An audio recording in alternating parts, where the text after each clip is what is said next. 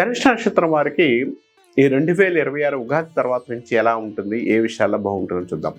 ధనుష్ నక్షత్రం వాళ్ళకి ఈ సంవత్సరం కొంత ఆశాజనకమైన ఫలితాలు ఎక్కువ కనపడుతున్నాయని చెప్పచ్చు.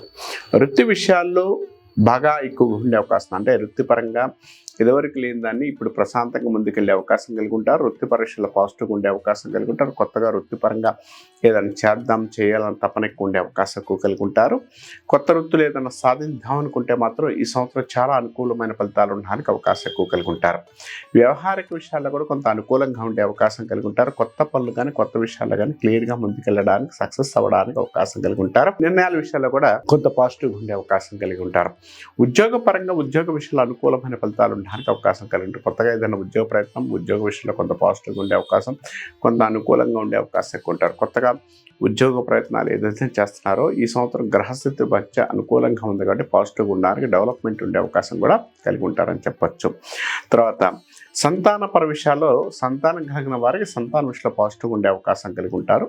అంటే సంతానపరంగా ఎన్నాళ్ళు మీరు టెన్షన్ పడుతుంది చూస్తున్నా ఇప్పుడు అనుకూలంగా ఉండే అవకాశం కలిగి ఉంటారు.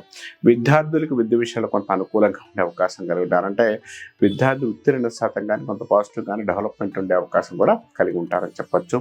తర్వాత సంవహనం పాటించండి, అంటే ప్రతి విషయంలో కొంత అనుకూలంగా ఉండే అవకాశం, సక్సెస్ రావడానికి అవకాశం కలిగి ఉంటారు. కాబట్టి చిన్న విషయాలకు కూడా ఆవేశపడకుండా సంవహనం పాటించేసి మాట్లాడగలిగితే మంచిదని చెప్పచ్చు. కొత్తగా ఏదన్నా చేద్దాము చేయాలనుకున్న విషయాల్లో మాత్రం ఎవరి మాట వినకండి, మీ నిర్ణయం బట్టి ముందుకెళ్ళడానికి అవకాశం ఎక్కువ కలిగి ఉంటారు. కొత్త ఆలోచనలు ఎక్కువ ఉండే అవకాశం కలిగి ఉంటారు. కొత్త విషయాలు కానీ కొంగొత్తమైన ఆలోచనలు కానీ పాజిటివ్గా ఉండే అవకాశం కలిగి ఉంటారని చెప్పచ్చు. ఏ కార్యక్రమమైనా ఏ పని అయినా కూడా పాజిటివ్గా డెవలప్మెంట్ ఉండే అవకాశం కలిగి ఉంటారని చెప్పచ్చు. పనుల విషయాల్లో కూడా కొంత అనుకూలంగా ఉండే అవకాశం కలిగి ఉంటారు. అంటే కొత్తగా ఏదైనా పని చేద్దాం చేసే విషయాల్లో కొంత అనుకూలంగా ఉండే అవకాశం కలిగి ఉంటారని చెప్పచ్చు.